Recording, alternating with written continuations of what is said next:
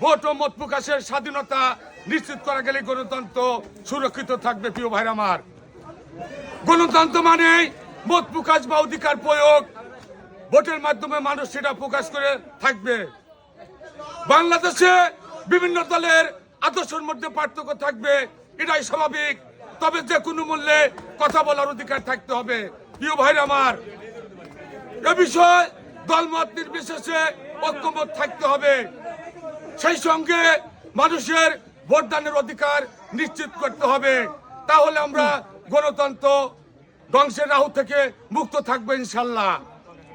তারেক রহমান পথ চলতে চলতে আগুনে পুড়ে পুড়ে এখন খাঁটি সোনা পরিণত হয়েছে।